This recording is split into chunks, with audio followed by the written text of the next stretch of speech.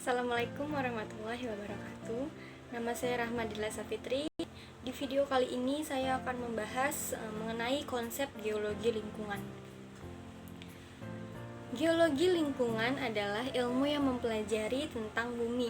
Bumi yang meliputi permukaan dan bawah permukaan, batuan sebagai komponen penyusun, serta proses fisik yang membentuk selama waktu geologi atau eksogen dan endogen. Lingkungan sendiri memiliki arti total keseluruhan dari suatu keadaan. Lingkungan yang meliputi kondisi fisik dan sosial budaya. Kondisi fisiknya meliputi bentuk lahan, udara, air, dan gas.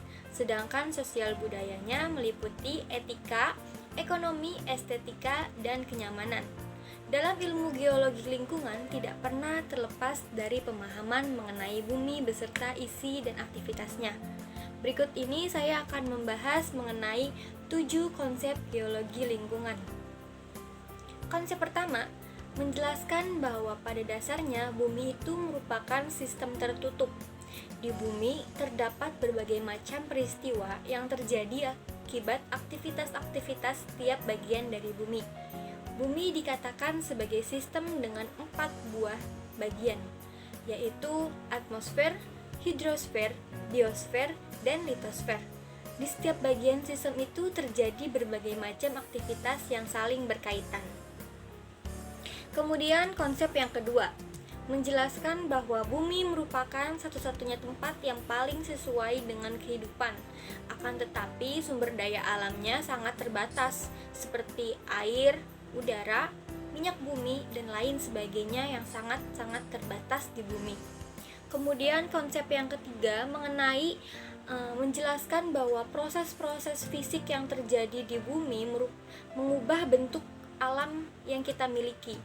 Pengetahuan tentang sejarah yang mengenai proses yang telah terbentuk pada masa lalu yang saat ini masih kita lihat dari hasil proses-proses tersebut. Kemudian konsep yang keempat menjelaskan tentang banyaknya proses alam yang terjadi di bumi yang membahayakan umat manusia. Sebagai contoh, aktivitas gunung berapi atau gunung meletus, tsunami, erosi, longsor, gempa bumi, dan lain sebagainya. Semua bencana itu merupakan dampak dari proses-proses yang terjadi di bumi, karena bumi merupakan suatu sistem yang terus bergerak. Kemudian konsep yang kelima menjelaskan tentang perencanaan penggunaan lahan dan pengairan. Penggunaan lahan dan pengairan harus berusaha memperhatikan keseimbangan antara pertimbangan segi ekonomi dan segi yang lainnya seperti estetika. Pertimbangan sumber daya alam dan evaluasi keindahan merupakan sebuah kawasan yang dilakukannya pembangunan menjadi bagian penting dalam teori environmental impact atau dampak lingkungannya. Kemudian konsep yang keenam menjelaskan tentang dampak dari penggunaan lahan yang cenderung bertumpuk. Dan selanjutnya konsep terakhir yaitu konsep yang ketujuh menjelaskan tentang komponen fundamental lingkungan yang merupakan faktor geologi dan pemahaman tentang lingkungan yang memerlukan beberapa pendekatan melalui ilmu-ilmu kebumian dan disiplin ilmu yang lainnya yang berhubungan. Perbedaan dalam mempertimbangkan suatu pembangunan sebuah wilayah dapat digolongkan menjadi 3 kategori, yaitu fisik, biologis, dan fungsi kebudayaannya.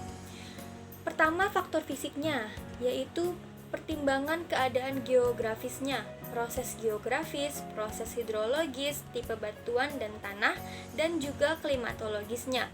Kemudian yang kedua adalah faktor biologis, yaitu pertimbangan aktivitas makhluk hidup, terutama tumbuhan dan hewan, perubahan keadaan biologis atau proses, spatial analisis terhadap informasi. Yang kemudian faktor yang ketiga yaitu fungsi kedayagunaannya, yaitu kegunaan lahan, estetika, keterkaitan antara aktivitas manusia dengan faktor fisik dan biologis, dan peraturan yang mengatur tentang lingkungan. Materi selanjutnya kita membahas mengenai geologi pada permukaan tanah. Saya di sini akan membahas 3 pembahasan, yaitu tentang lapisan tanah, struktur tanah, dan jenis tanah. Yang pertama, saya membahas tentang lapisan tanah. Tanah terdiri atas lapisan-lapisan. Lapisan-lapisan tanah yang berturut-turut dari atas ke bawah. Setiap lapisannya memiliki jenis tanah yang berbeda-beda. Begitu pula dengan struktur tanah, batuan yang terkandung di dalam tanahnya, jenis kesuburan tanahnya, dan lain sebagainya. Nah, di sini ada gambar lapisan-lapisan tanah. Dan saya akan menjelaskan lapisan-lapisan tanah ini. Pertama ada tanah lapisan atas. Tanah lapisan atas ini cenderung berwarna gelap dan kehitam-hitaman. Tebalnya kisaran 10-30 cm. Lapisan ini merupakan lapisan tersubur karena adanya bunga tanah atau humus. Lapisan tanah atas ini merupakan bagian yang optimum untuk kehidupan tumbuh-tumbuhan. Semua komponen-komponen tanah terdapat pada lapisan ini. Komponen-komponennya adalah 45% mineral, 5% bahan organik, 20-30% air, dan 20-30% udara dalam tanah. Kemudian tanah lapisan bawah. Tanah lapisan bawah ini warnanya lebih cerah dan lebih padat daripada tanah lapisan atas. Lapisan tanah ini tebalnya antara 50-60 cm. Lebih tebal lapisan bawah dibanding lapisan atas, dan ini lebih sering disebut dengan tanah cadas atau tanah keras. Biasanya lapisan tanah ini ditumbuhi dengan tanaman yang berumur panjang atau yang berakar tunggang, dan panjangnya mencapai pada lapisan tanah tersebut. Kemudian ada batuan induk tanah. Batuan induk tanah merupakan batuan asal dari tanah. Lapisan tanah ini warnanya kemerah-merahan atau kelabu keputih-putihan. Lapisan itu dapat pecah dan diubah dengan mudah, tetapi sukar untuk tembus akar. Di lereng-lereng gunung, lapisan itu sering terlihat jelas karena lapisan atasnya telah hanyut oleh air hujan. Semakin ke dalam, lapisan ini merupakan batuan pejal yang belum mengalami proses pemecahan. Pada lapisan ini, tumbuhan pun jarang ada yang hidup. Materi selanjutnya yaitu struktur tanah. Kita mulai dari pengertian tanah. Tanah adalah bagian dari kerak bumi yang tersusun atas mineral dan bahan organik. Tanah sangat berperan dalam kehidupan makhluk hidup di bumi ini. Karena tanah membantu pertumbuhan tumbuhan yang menyediakan hara, air, dan unsur-unsur yang diperlukan tumbuhan untuk hidup sekaligus sebagai penopang akar tanah. Tanah sebagian besar menjadi habitat hidup bagi makhluk hidup mikroorganisme. Bagi sebagian besar hewan darat, tanah menjadi tempat untuk hidup dan bergerak. Dari segi klimatologi, tanah memegang peranan penting sebagai penyimpanan air dan penekan erosi. Meskipun begitu, tanah juga dapat tererosi. Komposisi tanah berbeda-beda pada satu lokasi dengan lokasi yang lainnya. Air dan udara merupakan bagian dari tanah. Adapun macam-macam jenis tanah di Indonesia, yaitu tanah humus. Tanah humus ini tanah yang sangat subur dan terbentuk dari lapukan daun-daun dan batang pohon yang dan tanah humus ini ada di hutan hujan tropis yang sangat lebat. Kemudian tanah pasir. Tanah pasir ini adalah tanah yang bersifat kurang baik bagi pertanian, yang terbentuk dari batuan beku serta batuan sedimen yang memiliki butir kasar dan berkerikil. Kemudian tanah aluvial atau tanah endapan. Tanah aluvial adalah tanah yang dibentuk dari lumpur sungai yang mengendap di daratan rendah yang memiliki sifat tanah yang subur dan cocok untuk lahan pertanian. Kemudian tanah patzolit. Tanah patzolit adalah tanah yang subur yang umumnya berada di pegunungan dengan curah hujan yang tinggi dan suhu rendah atau dingin. Kemudian tanah vulkanik atau tanah gunung berapi. Tanah vulkanik adalah tanah yang terbentuk dari pelapukan materi letusan gunung berapi yang subur dan mengandung zat hara yang tinggi. Jenis tanah vulkanik dapat dijumpai di sekitar lereng gunung berapi. Kemudian tanah laterit. Tanah laterit adalah tanah yang tidak subur, yang tadinya subur dan kaya akan unsur hara. Namun, kesuburan unsur haranya ini hilang karena dibawa oleh air hujan yang sangat tinggi. Contohnya itu ada di daerah Kalimantan Barat dan di Lampung. Kemudian tanah mediteran atau tanah kapur. Tanah mediteran adalah tanah yang sifatnya tidak subur yang terbentuk dari pelapukan batuan kapur.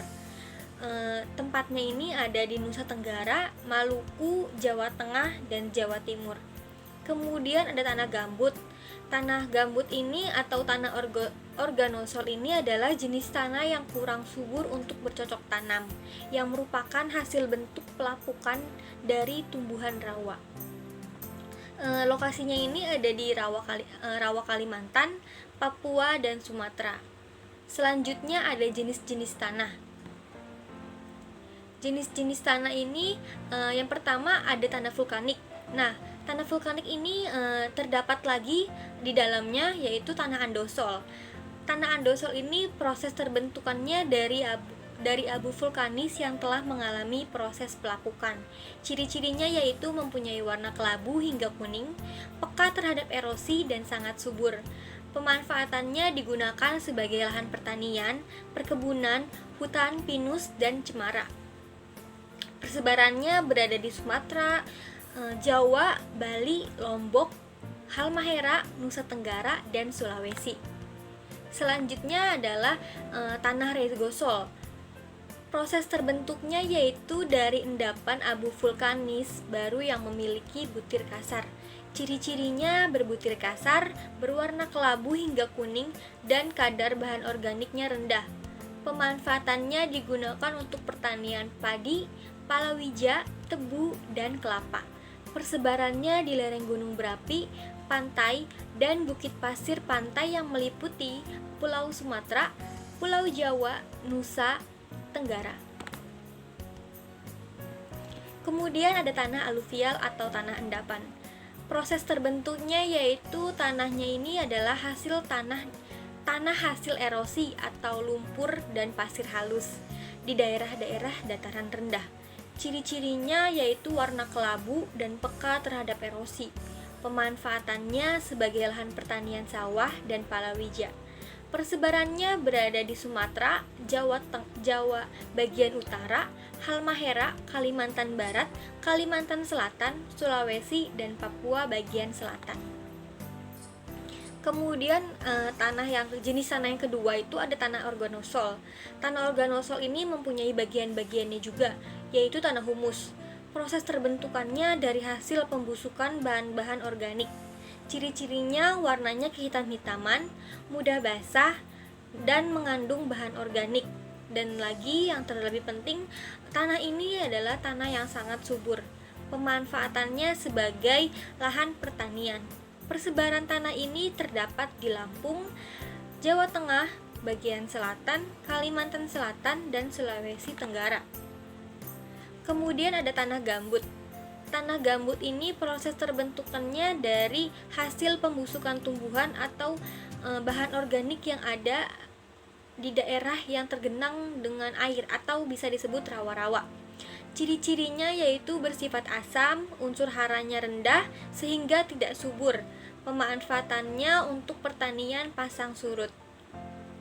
Persebaran tanah ini berada di pantai timur Sumatera, Kalimantan, Sulawesi, Halmahera, Papua, Seram, dan pantai selatan. Kemudian yang ketiga, jenis tanah litosol atau tanah berbatu-batu. Proses terbentukan tanah litosol ini dari pelapukan batuan beku dan sedimen yang masih baru atau belum sempurna sehingga butirannya masih besar atau kasar. Ciri-cirinya yaitu tekstur tanahnya beraneka ragam dan pada umumnya berpasir, tidak berstruktur, warna kandungan batu, kerikil, dan kesuburannya bervariasi. Pemanfaatannya digunakan untuk alang-alang, bisa juga untuk hutan. Persebarannya itu terdapat di Jawa Tengah, Jawa Timur, Madura, Nusa Tenggara, Maluku, Sulawesi, dan Sumatera. Kemudian ada tanah podzol. Tanah podzol ini terbentuk di daerah yang memiliki suhu rendah dan curah hujan yang tinggi. Ciri-cirinya warnanya pucat, kandungan pasirnya kurang tinggi, sangat asam, peka terhadap erosi, dan kurang subur. Pemanfaatannya digunakan untuk petani palawija. Persebarannya di Kalimantan Tengah, Sumatera Utara, dan Papua. Kemudian selanjutnya ada tanah laterit. Tanah laterit ini terbentuk dari tanah yang tercuci air hujan, sehingga unsur haranya telah hilang, meresap dan mengalir ke dalam tanah. Ciri-cirinya yaitu warna coklat kemerah-merahan, tidak subur. Pemanfaatannya digunakan untuk lahan pertanian. Persebarannya terdapat di Kalimantan Barat, Lampung, Banten, Sumatera, Sulawesi Tenggara. Kemudian jenis tanah selanjutnya ada tanah mergel. Proses terbentukan tanah mergel ini dari hasil campuran pelarutan tinggi kapur, pasir, dan tanah liat karena peristiwanya air hujan. Ciri-cirinya tidak subur. Pemanfaatannya untuk hujan jati. Persebarannya terdapat di Jogja, Priangan Selatan di Jawa Barat, Pegunungan Kedeng di Jawa Tengah, dan Madiun, Nusa Tenggara Kemudian jenis tanah selanjutnya ada tanah terra rosa atau tanah kapur. Tanah terra rosa yang pertama ada tanah renzina. Proses terbentuknya dari pelapukan batuan kapur di daerah yang memiliki curah hujan yang tinggi. Ciri-cirinya warnanya putih sampai hitam, terus juga dia miskin akan unsur hara. Pemanfaatannya dapat digunakan untuk palawija dan hutan jati. Persebarannya terdapat di Gunung Kidul dan Yogyakarta. Kemudian ada pun tanah mediteran. Proses terbentukannya yaitu dari hasil pelapukan batuan kapur keras dan sedimen. Ciri-cirinya warnanya itu putih kecoklatan, keras, dan tidak subur.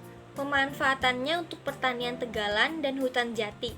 Persebarannya terdapat di pegunungan Jawa Timur, Nusa Tenggara, Jawa Tengah, Sulawesi, Maluku, Sumatera.